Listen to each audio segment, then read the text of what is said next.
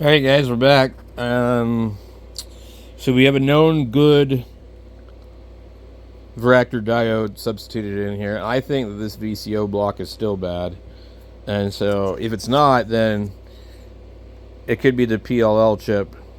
We've got a 10.24 megahertz reference oscillator frequency into the PLL chip. So we got 5 volts on pin 1. Pin 2 is supposed to be it seemed like a VCO frequency in there. There's really nothing coming in there. And then I forget what 3 is, but pin 6 is high or low depending on lock or unlocked, and we have nothing on there. So we're gonna come over here to the mixer, this mixer oscillator here, and we're gonna go we'll go on pin 1, I think, and we'll put a signal in there and see if we get an output on pin 2. Also, we'll see if the radio works. So if we were to do a DDS VFO conversion, I think that's where we would inject it. So we're gonna do that. In the meantime, we've got to unsolder the VCO block again. Oh well. To get my trusty, so far, $40 Anesti ZD915 desoldering station. It was from Amazon, but it was a thrift store deal. So I'll leave a link to that in case you're interested. It has to works pretty good on old stuff. I have to run it like at 800 Fahrenheit for it to work well. All right, lighting is not great today. Get my lamp over here. We got 2 here and 3 there.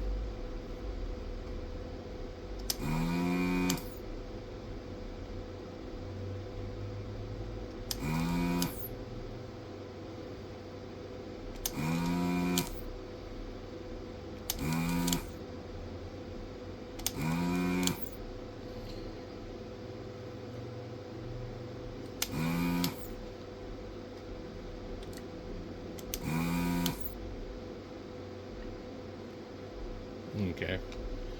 I need a holder for this thing. But anyway, this thing is definitely saving me a ton of time. I wish I'd have had one a long time ago.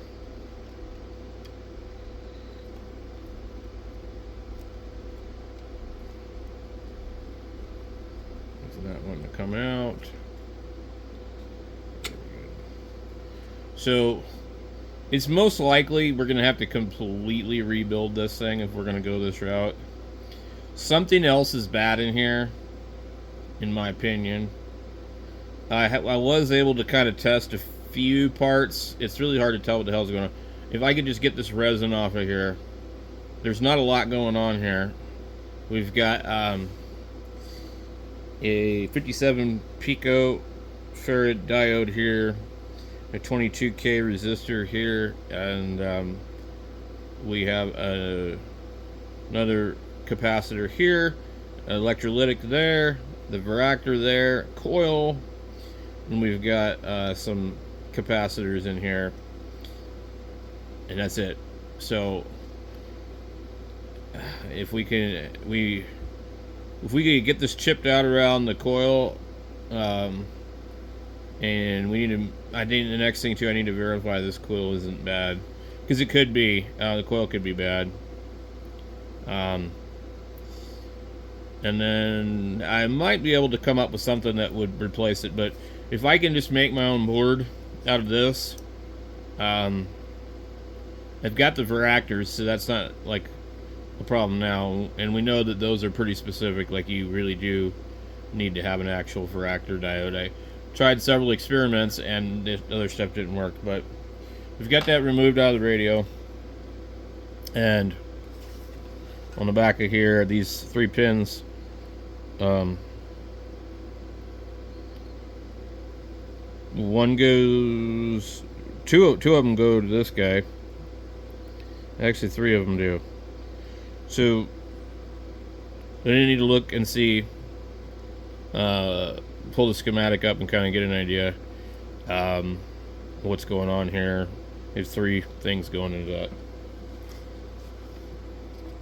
And so this is the oscillator mixer amplifier that we're looking at. Pin 1 is input, pin 2 is output. What's 3? Oscillator output buffered. And then 4 is the mixer input. 5 is the ground. 6 mixer output. 7 amplifier input. 8 positive supply voltage, 9 volts. 9 amplifier output. Okay. So what does the VCO do? It just kind of acts like a feedback loop into this thing. It's like wondering. Oscillator input and output. And I think pins 1 and 2 is where the VCO controls what this thing does. I guess. I don't know. I'm trying to wrap my head around this stuff, how it works, the theory, and all that. So here's the PLL. It kind of breaks it down and shows you got an oscillator, and a mixer, and a VFO, and programming input. Let's see. If you change the oscillator, the reference oscillator, that's how you put these on 10 meters. You just change that crystal that's making 10.24. But so pin 2 is the VCO input, and we're not getting anything out of there. We have on pin 3, we have our reference oscillator input at 10.24 megahertz. That's there. I don't know about 4. The PD is the VCO out voltage, and that is 5 volts. 6 is lock detected, high, locked, low, unlocked. We have nothing on there. So, but the VCO voltage doesn't change at all, no matter what I do. Here's another example of this thing. So, anyway, we're looking at this page here that's got some really good information on it. PLL frequency synthesizer. These are just different ones.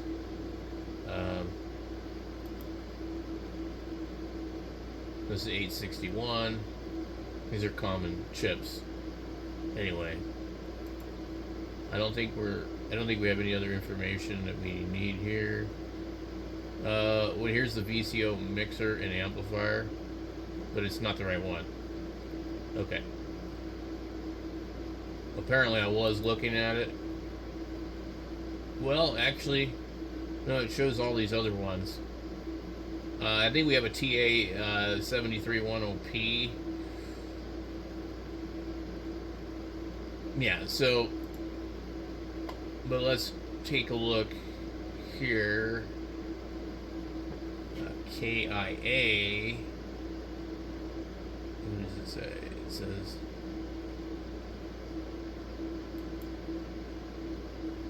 yeah, so that's the same.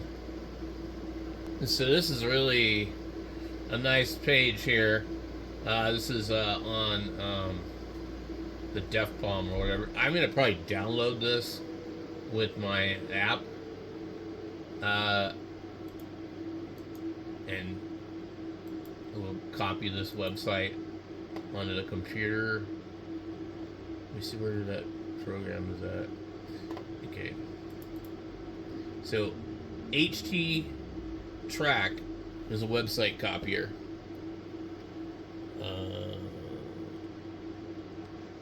Okay.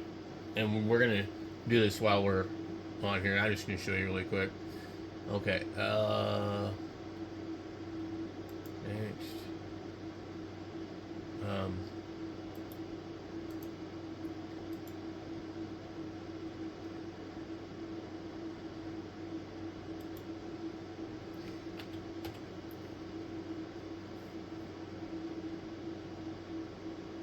Then Okay, next. We just put our address in here that we want. Download website. And then we click next.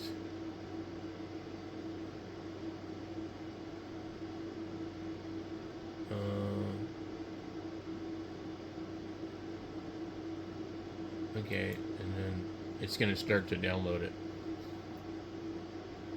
Because a lot of these sites are getting pulled. People don't want to pay the hosting anymore. People passing away that, run them. So in the time it took me to go inside the house and use the bathroom, we're done. And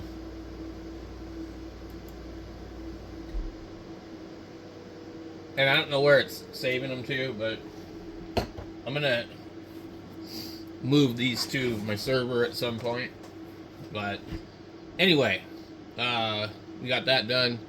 So we're just going to need to do some browsing to figure out where other people have used to inject these radios. Here's another helpful page about the cybernet VCO block. And their new VCO that they show here is not exactly like what it should be if we were going to do it. But the values are different. They're using a BB156 Phillips VCO. The coil, there's a 5 microhenry. A 470, a 470, and a 4.7 pico, and a 12 pico. So these are different than what would normally be. Now, it's kind of hard to read this page here, but the VCO is going to pin 1 and 2.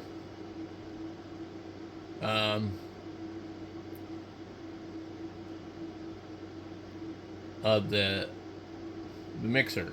So, and then the other pin is TP. There's going to be 3 pins, but I'm not seeing in their schematic where those 3 pins would be. But we could see a ground. It looks to me like there's the TP, and then there's a ground and a 9 volt. So if it was a ground and a 9 volt, that'd be like 1, 2, 3, 4, 5. Yeah, so that's about right. So basically, pins 1 and 2 go into this thing. Let's see, I'm trying to tell it. DC switch input, FM mod in, VCO voltage from the PLL02. So if we don't have voltage go into this thing, that's another thing that's going to cause that problem. But I've got 5 volts at the test point that's going in. But they're showing this other thing here. I don't know. The VCO block is a part of the active oscillator. Okay, so the block is the part of the active oscillator in a TA7310P.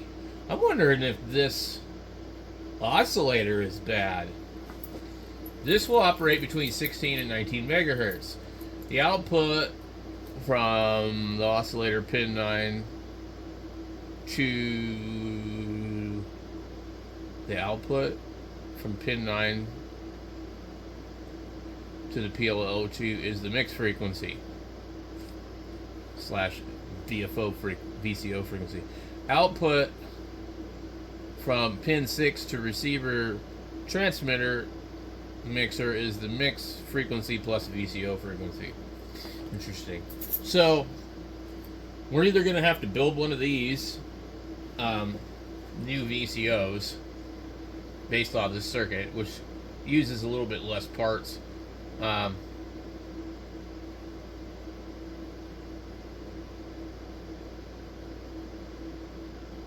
It is way simpler than the other design.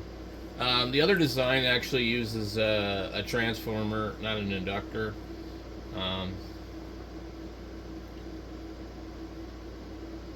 Yeah, they're using all the pins on the inductor transformer in the regular one.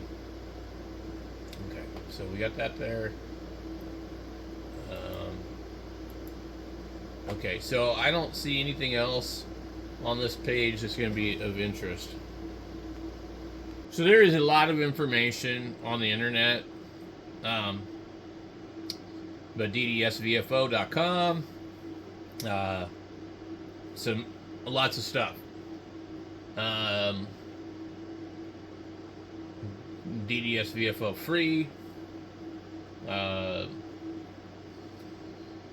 simple DDSVFO.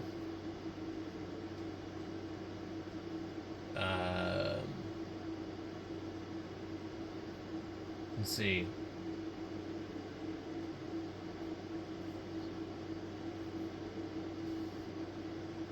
So this is the one page here. Let me zoom in a little bit. Okay. Lucio Gomes, PU4WLG. Hopefully I didn't butcher his name too bad. So these are sold by Troy Radio. Firmware is by PU4WLG. And this kit is about $97.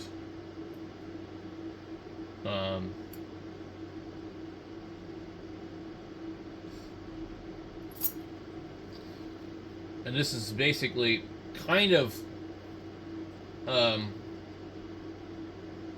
what we want to do, except for they do some really amazing stuff with these, like spectrum scope and everything on them is pretty wild. But they're $100, so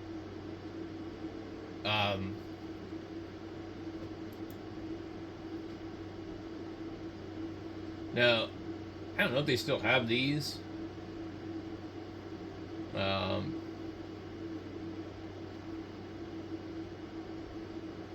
These are sold out.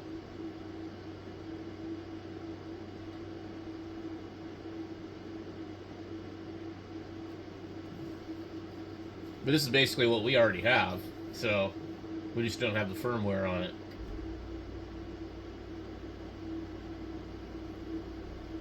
Anyway, let's see.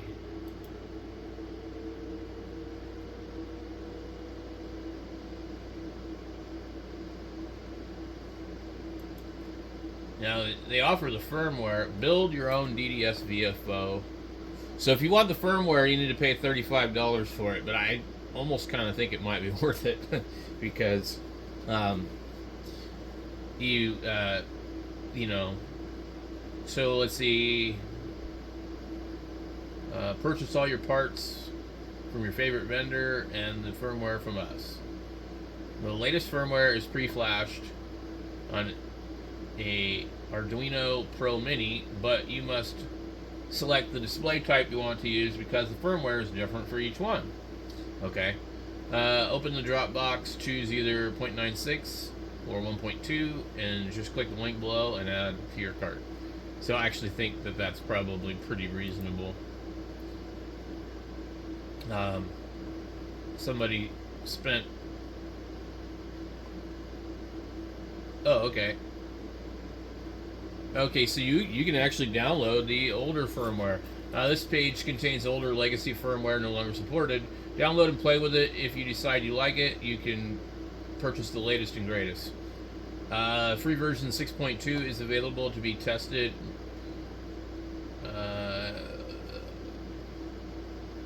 Meeting expectations. A key for the full version is sold for $27. The release key can only be used in the Arduino you have. Here is how that works. When you or we put the software on an Arduino, we ask you for the codes that the software generates. They have to match this is why the key will never work in another Arduino. Then we send you an email with the key. The key is entered from the dial once you have completed the entry. Okay, so this is just test firmware, and you really probably can't do anything with it, but this would be good to learn how to deal with these things. Let's see what else we got here. I was kind of hoping maybe they might like show some pictures, but regardless of what you're using,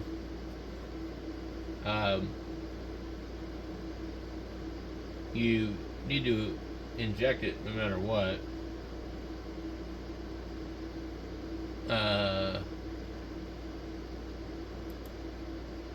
This is just so cool. Look at that.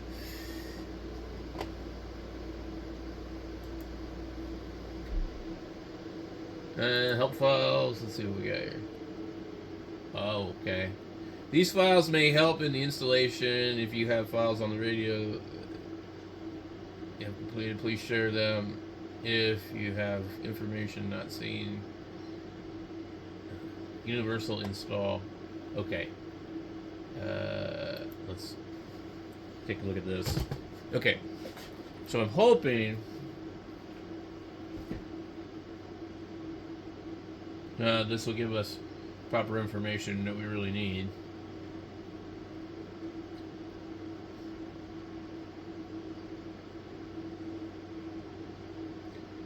Okay.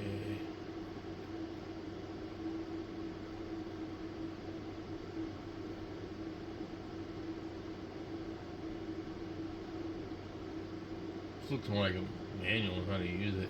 Okay. How to use it, how to configure, how to remove channel mode, circuit diagram,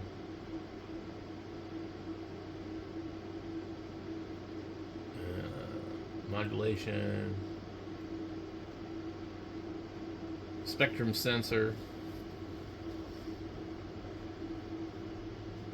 Okay, so installing the DDS on the radio Cobra 148. Well, let's see.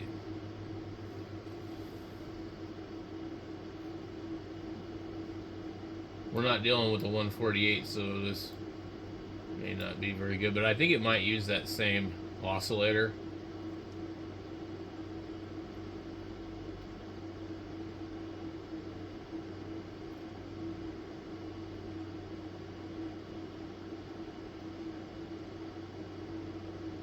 Oh, wow. That's pretty crazy. That goes right into the radio's board. Wow.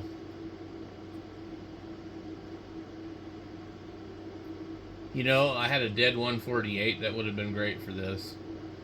Jeez. Okay. Alright, so they kind of show in the corner here, they're like, remove the original VCO system. To give you an idea, see the diagram of what can be eliminated in the 148. Any dark part. Any dark part can be eliminated without a problem. Okay. I'm not sure what we're looking at here. It's really hard to see this. Do not remove L19.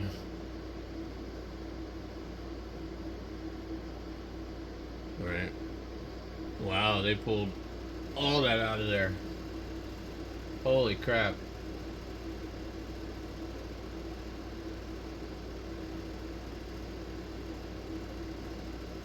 Where's L19? IC2.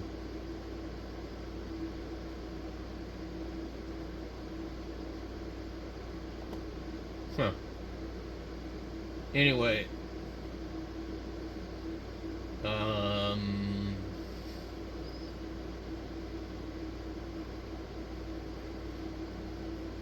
Okay.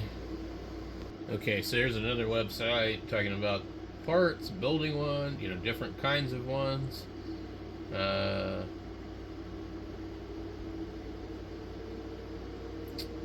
Let's see. Anyway. Alright, here we go. Here's one that will be the correct one. This is Jeff Collins. Jeff Collins. Not Collins.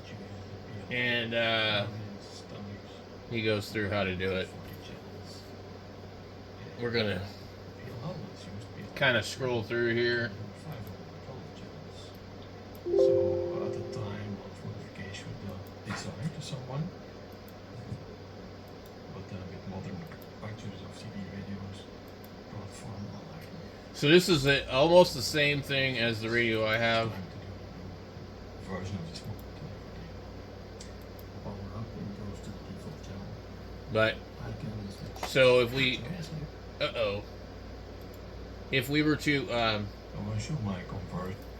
get his custom firmware, it should work. Frequency mode,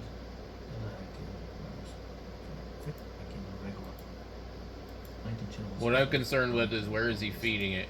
If I push it, you start at the default scan function. Push the open push scan. But it's on run mode. Display have been removed, replaced by rotary encoder, and removed, replaced by rotary encoder 3, one of the latest ones, very fast. A port expander. The port expander is directly coupled to the PLL. Now the PLL works on 5 volts. The ESP works on 3.3 volts. So underneath the module. So they're still using the PLL. State part of the pins there. The other pins are connected by some wires. Additionally, we have pins that are soldered in place, and additional, I think it's pin 7 and 8 that we need that are connected here. Also, the lock detector is connected, and further down the skulls. Wow. So then those are basic connections for the PLL controller. So in front we see he's doing something completely different, I think. An encoder that's being mounted, and the OLED display is being glued in place because there's no space to put He's still controlling the PLL with it. Okay, this radio is only AM and SSB. Now, 40 years ago. So this is not the video I'm looking for, but he's doing it completely different. Anyway, we'll have to find the other one. I have no idea if this is going to work, but I put a coupling capacitor on pin 1 of that oscillator mixer. And then we're going to put oscilloscope probe on this thing. We're just going to clip it. Alright, we've got that there. Let's see. We have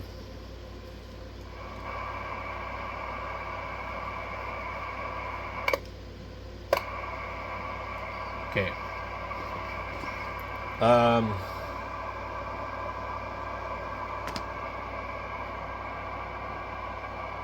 Let's see what the probe is set to. Put it in 10x.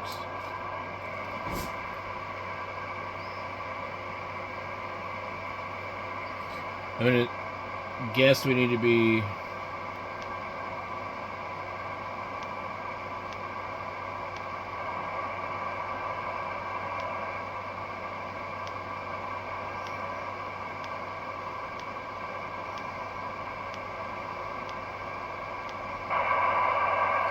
somewhere around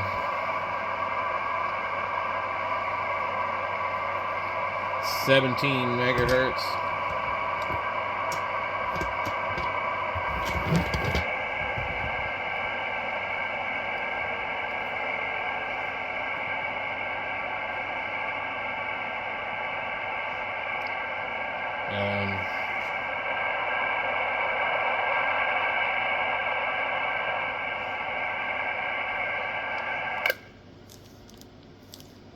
So we are looking to see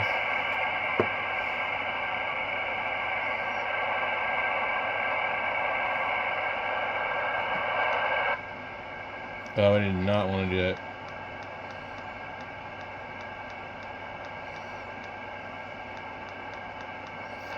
which is really slow.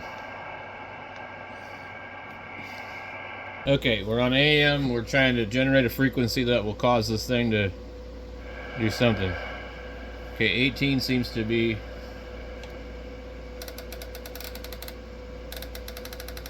doing something. Let's go up to 19. I think typical is 14 to 21 megahertz.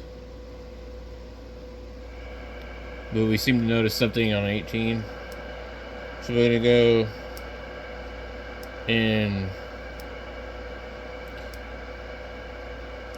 maybe 10 kilohertz steps.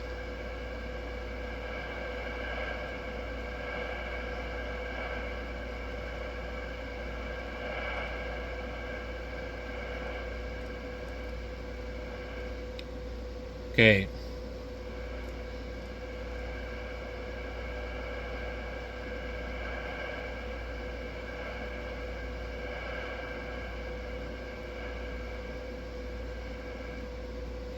So it looks like somewhere around 17.5 to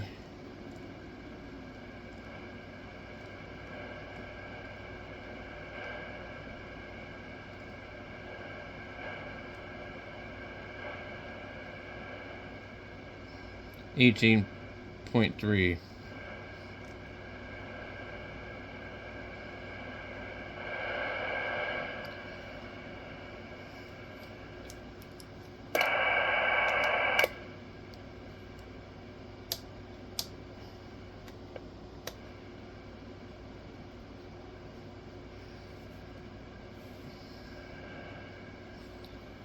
And we might not be coupling to this the best way possible. I don't know.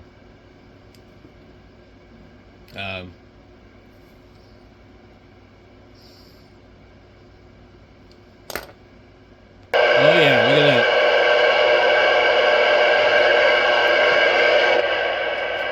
So I was on the dummy load.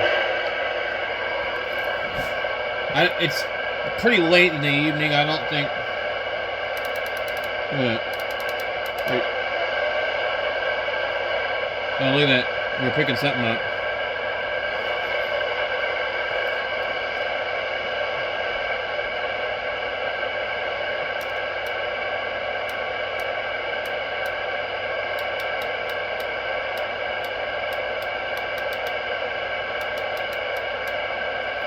Somewhere right there.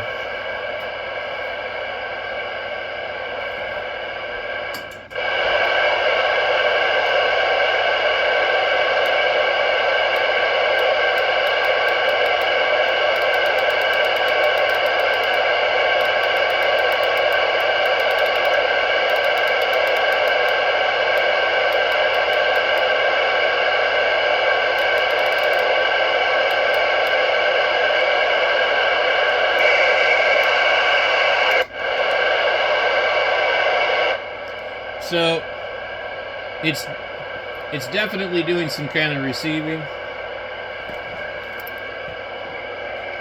We're gonna do some testing here real quick, and let's see if maybe we can locate what frickin' channel this thing's on. Okay, I'm gonna go on the dummy load here, and I'm just gonna put a carrier into this thing. I'm in the dummy load.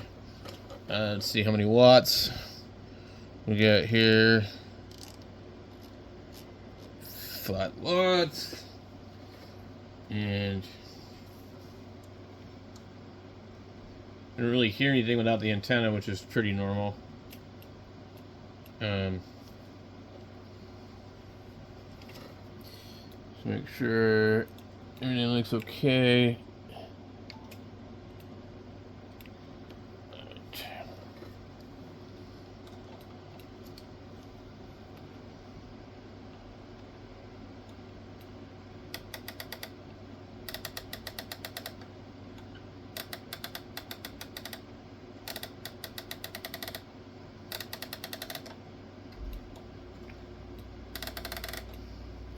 Nope, not picking anything up.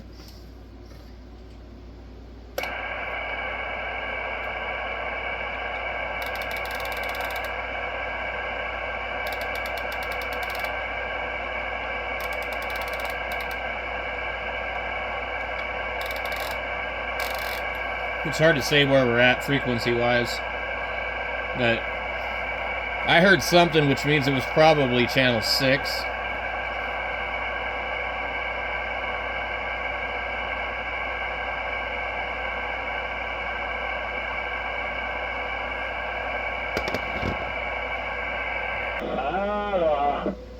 So we got Hawaii and all those in there. I need to go back over to the dummy load though.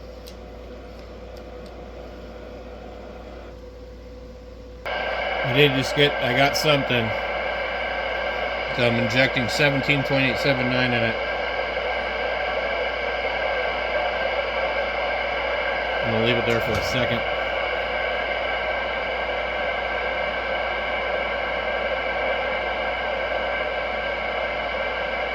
I don't know how specific this thing's got to be. You hear it?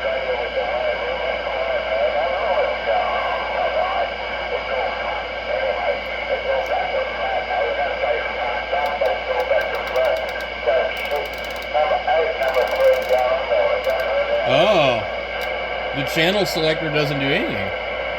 Okay. For some reason, I thought it was still going to mix with the PLL.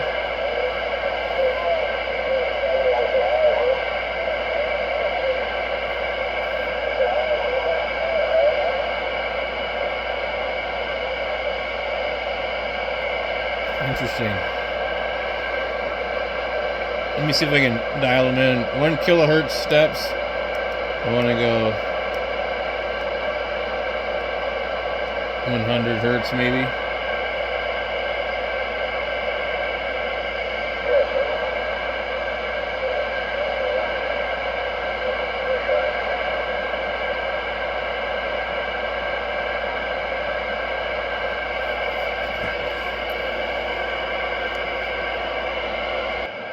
We got some sideband. Let's see if we can find it.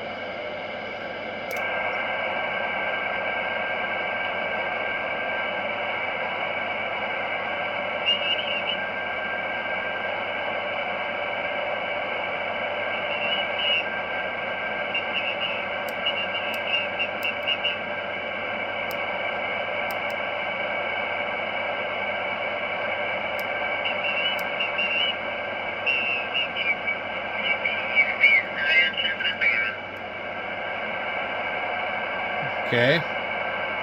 I'm adjusting the VFO.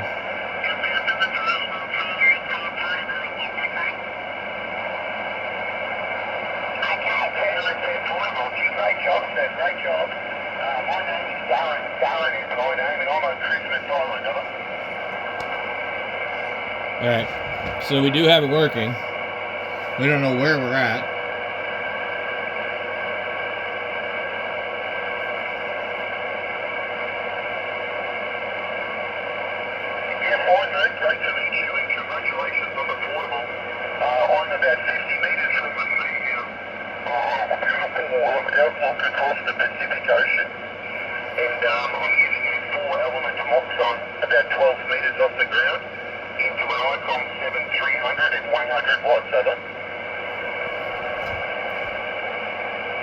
Let's make sure this doesn't do anything. I think it would, but apparently I was wrong.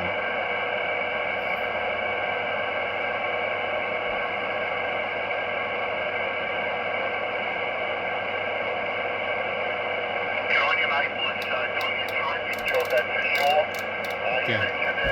So the channel selector has no bearing on this at all. So there you go, guys. That's as far as I'm going to get with this for right this second.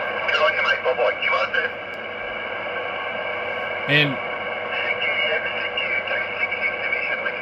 yeah, we're definitely on 11 meters. Because this now probably could go up to 10.